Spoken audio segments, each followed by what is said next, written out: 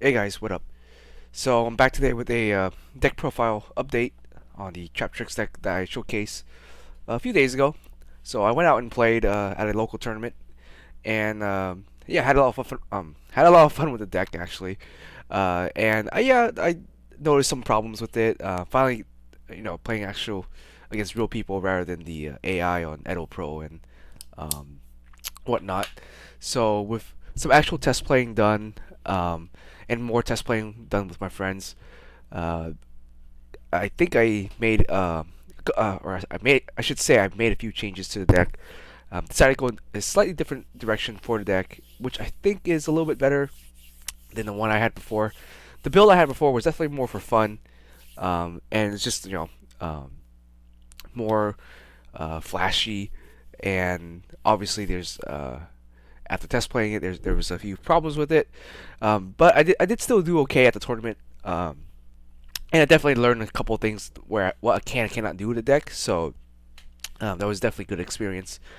Um, it was a 40 person tournament, so the locals I go to, they get a lot of people playing Yu-Gi-Oh, and there were actually a lot of other trap trick decks. Player, I think maybe seven, eight, maybe a quarter of the players there were playing trap tricks. Um, Honestly though, I was probably the only one that was at the top tables for a while. Um, so out of 5 rounds, I had 2 wins, 1 loss, 1 draw, and the last round I just skipped because I didn't think I was getting prizing. So me and my friend left to go get some food. Um, but from what I observed, everyone else that was playing trap chicks were I dropped out, or were at the lower tables. So that's not really saying too much because it's a new deck and everyone's just trying to build it, trying to experiment with the deck. Same with me. I was experimenting with the deck and just playing um, with uh, the what ratio and what cards we should play with, seeing some issues with the deck, and that, like I said, it was definitely a good learning experience. So to quickly speak about it, the matches, the decks I played against were Casteria, uh, Graveyard, or sorry, Gatekeepers, um, a 60 card good stuff deck, and Virtual Worlds. Okay, so in most, I never felt like any of the games I play were unwinnable. Um, but my wins were against Casteria and Gravekeepers. I tied against the 60 card good deck, and then I lost to the Virtual World. Um, but honestly, all those matches, I think I could have won every single one. So the um, against the 60 card good deck, we just went into time right before I could have attacked. I think if I could have attacked, I just would have just won. I think his board was totally breakable. He had a pretty good board, but I think I could have broken it, um, and he went first the third game anyways, so he set up a pretty crazy board. But I think I could have broken it and did damage and secured a win, but it just ran out of time, so we ended up tying. Virtual World, same thing. We kind of just ran out of time, and I was a little tired. Because that was my fourth round, and his board was at the same time. I think he went first, game three. I sort of broke it, but I sort of bricked a little bit too. Um, but in the end, I gave him the win because I was kind of tired, and then so we left after that. Me and my friend. Um, Against Casteria, if you go first against them, they can't out your board at all. Very hard for them to play against Traptrix. So Traptrix is a pretty decent matchup um, against Castria, unless they bring out Reinhardt really early on you, then that becomes a little bit more of a challenge, which was my experience. Game two, he brought out Reinhardt, and then I kind of sat on that where I just in my hand I didn't have anything to break Reinhardt, which kind of sucked, and I bricked a little bit game two. But game like one and three, it was like when I went first, it was just easy breezy. Um, so that was surprisingly uh, a good matchup, which I thought this deck would have a tougher time against. But yeah, that's pretty good. Against Gravekeepers, it's an older deck. The person hasn't played in a while, so I wouldn't really count that as like a like a real win-win-win. So not really much to say about Gravekeepers, but yeah. So let's go into deck profile. Let's talk about what I experienced and what's changed about the deck, and then we'll go from there. Okay, so uh, the other my first deck profile I showcased off of Lady Labyrinth and the um, the build that features more traps using you know uh, Brigadine here. So with this particular new build, I decided to take out Brigadine. So because I took out Brigadine, I also had to take out Lady Labyrinth because she works less well if you don't have traps that can activate on your first turn. If you have traps that can activate on your first turn, she's a lot better. Um, so that was the Brigadine. So problem with Brigadine, for when I play, is like you have to kind of open it up. If you don't open it up with Brigadine, uh, it's kind of bad. Um, and it limits your plays are more limited in some sense. And if you go second, it's also kind of bad because it works against cards like impermanence. So if you go second and you imperm someone, you imperm their monster, your turn you have Burgundy in your hand. Now it's kind of dead because you have a trap card in your graveyard from impermanence. So that was kind of the issue with it. And obviously drawing it later is also kind of bad. Like after turn 1 or 2, if you top deck this card, it's bad because it's a trap card that's just a monster. You can't do anything with it at all. So um, that was my experience with Brigandine, which I end up just now just taking out. Obviously, when I'm at home test playing or against the computer, it's pretty good. But in real life, it feels a little wonky and bad. It's a powerful card, but it's got some issues working with your other traps and working with um, going first, second, and those are just kind of the things where I found playing yesterday didn't really like it too much. So I ended up taking this out, took out Lady Labyrinth, and I made more of a build focus on just trying to spam rank 4s, or at least um, being a little bit more consistent in that sense without having to use traps to do so. So we took this out, and now we're playing the Parallel Exceed package, and we shifted our trap lineup a little bit, and we're focusing on bringing out slightly different Exceed monsters. So the Exceed section we'll talk a lot about, and then we'll talk about the side decking. My side deck was actually ironically fine, even though it's kind of tossed together. I did update the side deck a little bit, and then yeah, we'll talk about that in a second. So let's start off with the main deck first. All right, so I'm still playing one Lord Heavenly. Um, you can play two. I think this is either a one or a two of or a zero. I don't think you would ever play three of this card. It gets really bricky if you play more than like two. So when I did see it, it was fine. You know, it's 3K body, search for a trap, cool. Not a huge deal. And its protection effect doesn't really matter too much because not a lot of like you don't really have issues with Harpy's Feather Dusters, honestly, because your other Traptrix monsters kind of already protect that. And a lot of people aren't playing one for one removal like MST or cards that just blow up one back row. If they play Cosmic Cyclone, this doesn't do anything against Cosmic Cyclone, nor does the Traptrix, so it doesn't really matter. So I found like you're not really using him for the protection effect as much. You're just kind of using him as a big 3K beater. That's really it. So he's just kind of a one of to kind of help you beat over some stuff that you might have issues with. But other than that, not much to. He doesn't really have a crazy ton of utility in the deck. All right. So like I mentioned, I am now playing triple Parallel Exceeds. So this I test played against my friend yesterday. After we got back from the tournament. Well, the tournament was on Friday, so yesterday was Saturday. So we're test playing a little bit on Saturday, and this card I think does a lot better than Burgundy does, because you don't mind drawing this like later in the game, which I like a lot better. So like later in the game, if you draw this, you can just still link it to something, still summon this out where the same turn where Burgundy is like if you draw it later, you have a trap card in your graveyard, it just doesn't do anything. It's just dead in your hand. So Parallel Exceeds also is a +1. So if you have one in your hand, you summon it, you summon another one from your deck. Technically, it's a +1, and it allows you to go into like your Exceed plays a little bit easier.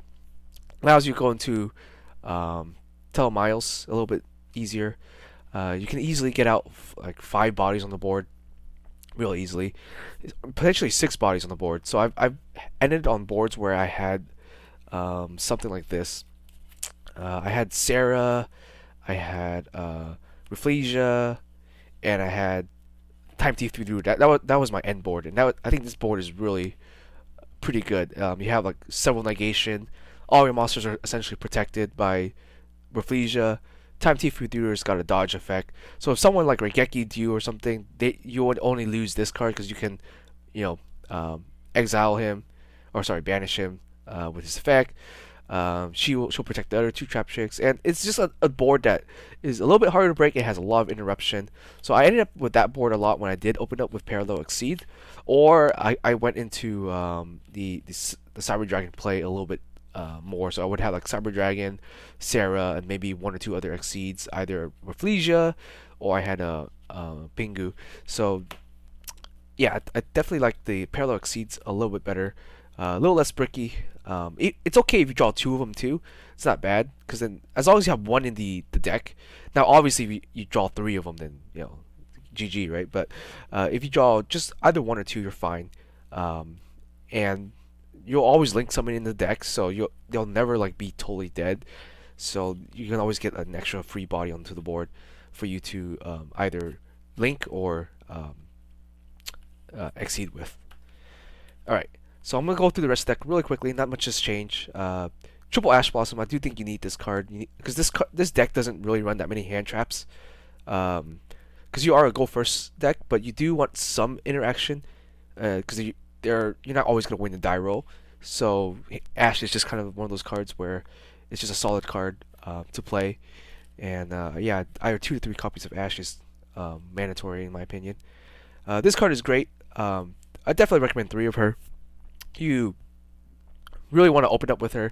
So another issue with this deck is monsters. I play yesterday's build. I was playing 14 Traptrix, and there's games where I just opened up with no Traptrix, so I couldn't go into Sarah. I just opened up with a handful of traps, or a handful of just nothing burgers. So you really can't skimp out on Traptrix. Like this deck needs its first additional normal summon, or sorry, its first normal summon to do anything. Because then, if you can't get out Sarah, you really can't build your board. So, triple of her is good because then she also searches for your field spell, which is a pretty good card too. But yeah, you really need to play like triple of most of the cards here.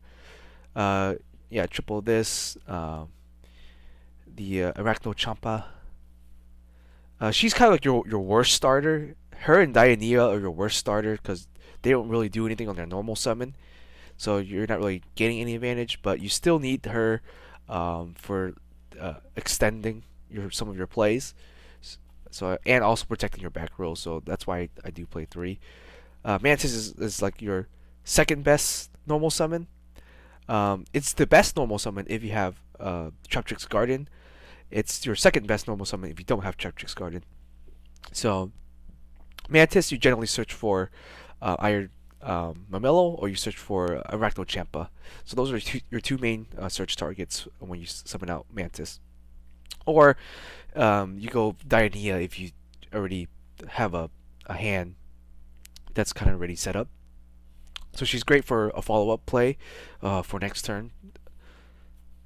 And then Triple Mamelo, your best normal summon because it fetches you the traps that you need, because you need some traps in your hand in order to even get some of your combos started. As long as you have a trap in your hand, a normal trap in your hand, you can always use Hotia to start your combos with Sarah. So that's why the triple Mamelo is also important. Double Dianea, like Arachno Champa, she's like your worst normal summon. At least your first normal summon. If you can get something into the graveyard, then she's great. If not, she's okay. Uh, this is like good. She's good if you have the Traptrix Garden out, because you can. Let's say you had Traptrix Garden out, right? You go Pudica. Where is she? So you get Pudica. You normal summon Pudica. You search for Traptrix Garden. Send her to the graveyard for Sarah. Um, and then use your additional summon to summon Dionea, and then get out Pudica. So that that's like an easy +1 right there. You also want to play 2 because you do summon her off of Sarah a lot, the Dionea, because you often pitch a card, a trap card or trap hole card for Hotia, and so to get some advantage back, you do want to play at least 2 copies of her. I think 3 is too much. 3 you'll will only help exacerbate the bricking. So yeah, just 2 is good. And then finally, I decided to add back in 1 Vesquilo here just to up the Traptrix count, because you really want to have at least a Traptrix in play so you can go into Sarah. So we're playing a total of 15 Traptrix. Now, like I mentioned, you can play Aatrox and the other ones, but I think they're pretty bad in terms of your first additional normal. This one, I like a little bit better because she can extend your plays, and she herself is like, if you use her later in the game, she'll get you a trap hole that you might need, or if you summon her off of Sarah. If you don't summon Dionea, 'cause Dionea is probably my main target to summon off of Sarah. If you have no trap cards in your graveyard, then summoning Dionea doesn't do anything. So I would summon Vesquilo and then just exceed with her and dump her to the graveyard. Um, and then use her graveyard effect for something else later. So we're playing the 1 Vesquilo, and then for spells, pretty straightforward. So I took out Allure because Allure didn't really do too much for the deck. So I replaced Allure with Triple Tactics Talent, I think, because people will ash you a lot, especially like your first normal summon. If you normal summon Mantis, Marmello, or Pudica, people will ash those cards quite a bit. So Call by the Grave kind of helps with that a little bit, and Triple Tactics helps with that also. Gives you a little bit of card advantage when they ask you. So you can up the Triple Tactics talent. I really did like this card when I tried it out and used it. Right now I'm only playing 1 because I need more room for my traps. But you have more additional room. I would recommend playing this. I'm not too sure about Triple Tactics Thrust because this deck in the main deck doesn't really have anything worthwhile to search for Thrust.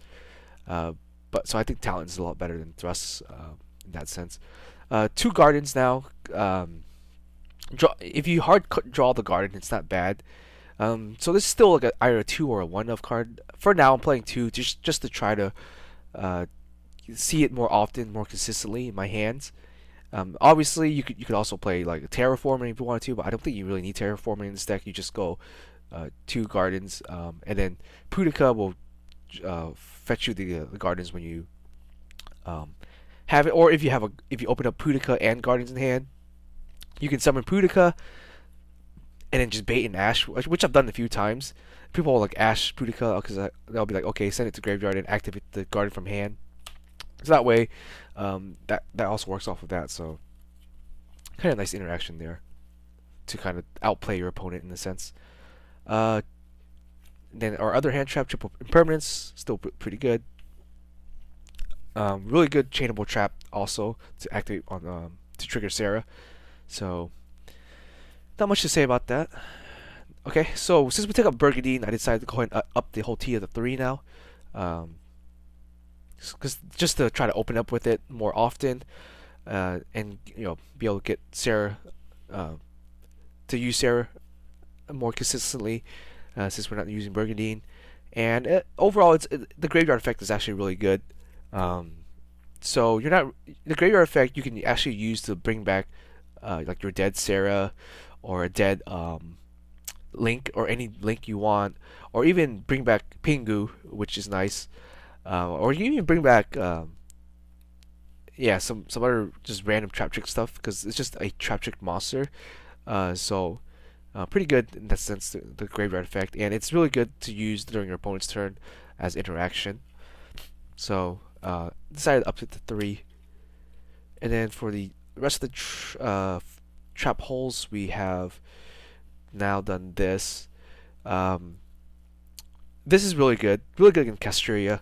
It's very hard for them to play the game without trying to dodge this. If they're trying to dodge this card, then yeah, it's great for you. Uh, it's I took out trap hole or bombless trap hole because I think that was kind of, while it was good, it's also a lot of cards in the game now you wanted to negate their effect anyways and stop them from using it. So I took it out, played the trap hole here, or double up on the nightmare, which is good. This one's still pretty good. At least I recommend having these three, and then the rest of this can be kind of whatever you want. I do recommend uh, grave diggers, especially if you think they have Nibiru. Sometimes you want to go into Rafflesia before anything else. Otherwise, you get Nibiru, and that kind of sucks. And then Floodgate is okay. I think Floodgate's probably the worst one out of all of them, but um, I do like having 5 trap holes because you'll go through them pretty quickly. And turning your Rafflesia into a toolbox is kind of nice. And then the last card we're trying out here is triple Torrential Tribute. So I took out Ice Barrier and Compulse because without Lady Labyrinth, they're not as good. So Torrential Tribute, if you make a board full of Traptrix monster, it's a lot better. So you could just keep blowing up the board every time your opponent tries to do something, and you still save your board, which is really nice. So yeah, decided to go ahead and throw in the triple Torrential Tribute now. And then that's it for the traps. Alright, let's go over the extra deck real quick. Nothing too crazy. I think you guys already seen it for the most part. So, in my experience playing, I didn't really get a chance to always get out the Cyber Dragon Infinity, but I think after playing yesterday, I think I might try to go for it a little bit more, and I'll kind of explain why. So you have Zeus here, then we have the Cyber Dragon Affinity package. So the reason why I think I should try to go into Affinity more, because at least game 2 and 3 maybe, is because I got evenly matched and debuted quite a few times, which sucks. I think evenly matched won one game for them, but there was a match where I got evenly twice in one game, and that was not fun. But I was still able to win. Really ironic, right? I got Infinity once, or evenly matched once, and then I was able to rebuild my board, and then they tried evenly again. At that time, I had a Solemn Judgment, so I was safe. But I think you kind of need this to protect yourselves from evenly match when people side it in, because none of your monsters and none of your traps can stop it, except for Solemn Judgment. Solemn Judgment, if you like lose game 1, you really need to side it in going first game 2, because it's like pivotal into protecting your board. Because otherwise, you straight up lose to evenly match. Your board can survive a lightning storm. It can survive Raigeki. It can survive Harpy's Feather Duster. It can survive Dark Hole. Like I survive a Dark Hole even. Like you can survive a lot of things. But evenly match is just one of those cards that if they rip that on you, you're basically donezo. Or if you're going first and you're cobbling and you get Nibiru, you're also donezo. So those are the two main cards you have to be worried about. Most of the time, most people won't Nibiru you as much because they don't think Traptrix generally has the ability to combo off. But you can spam like 6 bodies on the board really easily. So with Nibiru, you can deal with either Infinity or Rafflesia. But yeah, you do need some sort of protection. That's why it's a little hard to take out this, knowing that I played against all of those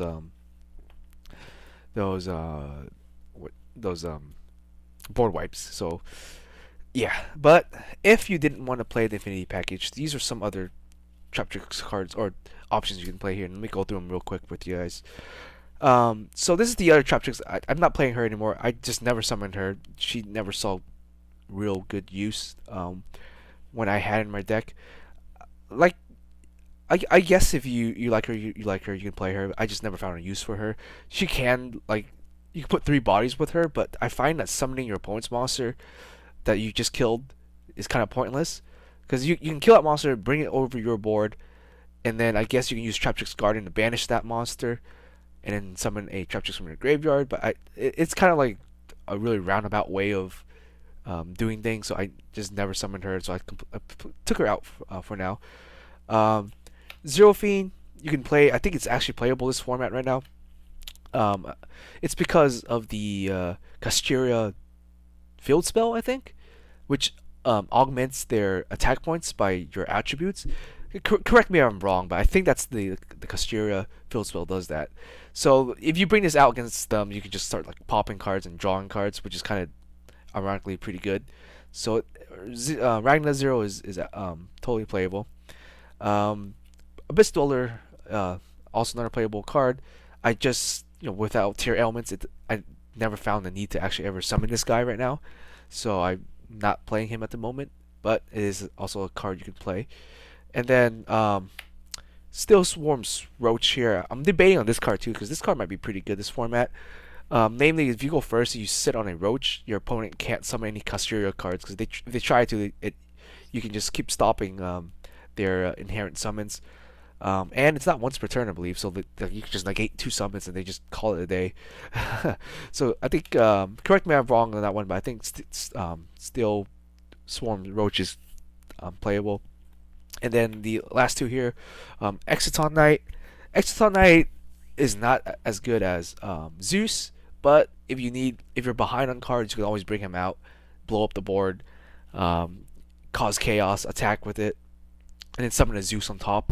So that's always an interesting thing to do there. So you can really drain your opponent's resources with Exciton Knight if you're playing from behind, or if you're going second and they have like a bunch of stuff on the board. If they have no way of stopping this, then that's also another funny thing you can do.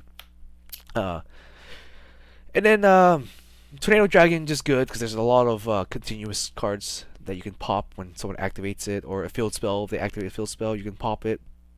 So Tornado Dragon, another solid Exceed monsters if you didn't want to play the 4 Cyber Dragon package. So those are some options there.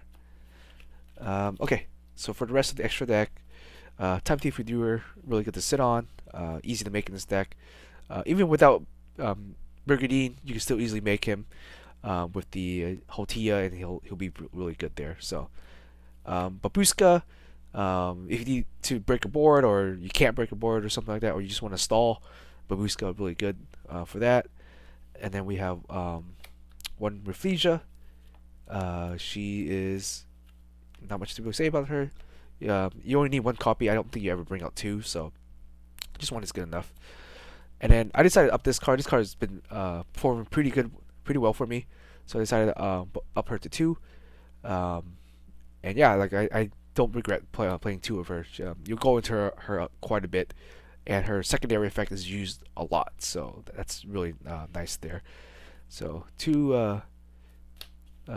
What's her name? Pinkulia, I think it's her name. And then 1 Borisword. Never went into him, but I think there was a time where I showed my opponent a Borisword. I can go into Borisword and just OTK him because he had an empty board and he just scooped. So that was, I guess that was my only interaction. Literally just showed him I can make 4 or 5 monsters on the board. He had an empty board, and I showed him Borisword, and he's like, okay, let's just go game 2 or 3 or whatever. So that was that. This one I brought out in test playing against my friend. I did bring her out 1 time, and she was pretty good. It was pretty annoying for my friend to deal with when you can bring her out. She is costly though. I mean, she is 3 links. So, but she has her uses. And then finally the rest, 2 Sarah and 1 Kurelia, I guess is her name. I never Sarah. A 3rd Sarah would be sometimes nice, but I figure you don't really need it because you have Hotia, which can bring back a Sarah. So yeah, I don't think you need 3 Sarahs in your main deck. You can run off of 2 and revive it with Hotia. So that's nice. Or if you really need a Sarah, you can also summon her, and she can also reborn a Sarah from your graveyard. So I actually used her a few times. I think she's worth playing at least 1 copy of. Like one board I had against my friend, I had like something. I had Sarah. I had this.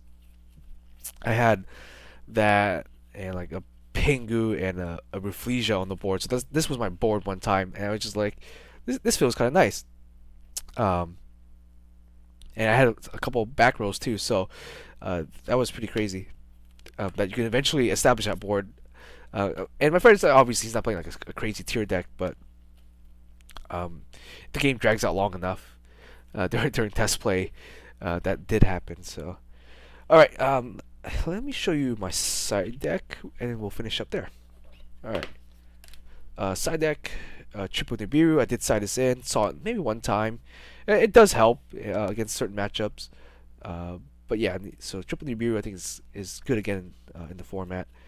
Then for the bunch of one ofs, I have additional triple tactics talent in the side in case I go second or something like that where I think I need it, or if I know my opponent's playing a lot of hand traps. If I'm going first, they're playing like Veiler and things like that. I'll definitely put in the additional copy of the talents. Back row hate, don't really need too much because you already have some inherent built-in back row hate with Marmello. So this is in case they're playing like a bunch of royal decrees or something like that. Then that's what that's for. Triple evenly again. With when taking out Burgundy, this card's a lot better. Because when I had Burgundy, I couldn't really side evenly match either. Because if you go battle phase, evenly match someone, now you have a Burgundy that's dead in your hand. So with Burgundy out of the deck, we can finally play evenly in the sideboard, and this is great against basically most matchups. Casterias, the mirror match. Ironically, I didn't play against any other Traptrix decks on Friday, but this also good against removing back row. So that's why we don't really need that much back row hate. So we just really only have like the 2 back row hate that we have here. But yeah, evenly match, another good card there. And then finally we have triple prison, or barriers I should say, and then 3 solemn judgment. Solemn judgment. If you're going first, so siding in this deck is really easy. If you're going first, you'll slap something like this in. Going second, you slap in Nibiru, you slap in evenly matches if you're going second, and then this is just somewhere in between, whatever you need. So, and then cards you can take out. You can take out cards like Treasure Tribute if you think it's bad. I'll even take out impermanence if I'm going first. I'll take out impermanence for sure, and I'll throw in like Solemn Judgment. Judgment is a lot better when you're going first. So I'll take out impermanence. I'll take out maybe Call by the Graves if I don't think I need it, or triple tactics, and then you can even take out Parallel Exceeds. If you or if you're going second, you think your opponent has a bunch of like hate that you can't get out with Parallel Exceed, you can take out Lord Heavenly. So those are some cards you can side out and just put this in based on whether you're going first or second. Because this deck, like 100% of the time, you want to go first, if you can. And so based off of whether you win your game one, if you win your game one, you're most likely gonna go second. So you can slap in something like evenly matched Nibiru, or you can slap some of these in. If you lose game one, then you probably want to go first, so you slap these in against certain matchups. Barrier is great against branded. It's okay against the mirror match. You call Exceed's cool. It's good against Casterias. So those are some of the options right there. And so that's the one thing I like about this deck is just it's super easy siding, and then you just have to kind of know your matchup. So, but if you know your matchup, if you're going first or second, really easy to side, really easy to play. So overall, I think the deck is just fun, been really a blast to play, and it can definitely keep up with the meta. It might not win a YCS or something like that, but you can definitely win your local tournaments. You can definitely do really well, and even at regionals, you could probably do really well with it. I'll definitely go out and play a little bit more with Traptrix because I've been having a lot of fun with it, and yeah, overall it's just been a blast to play, and been a blast to kind of experiment with the deck. Obviously, they had this deck in the OCG for a while now, so my deck my deck is a little mirroring the OCG builds a little bit, but not so much. Um, but overall, I think the deck has pretty good potential, and you can even experiment with by adding different engines into the deck. For now, I don't think it's necessary to add a second engine into the deck. Like I think I saw one other Traptrix player was playing Labyrinth with it too. Like they were playing Big Room. Welcome to Labyrinth and Big Labyrinth.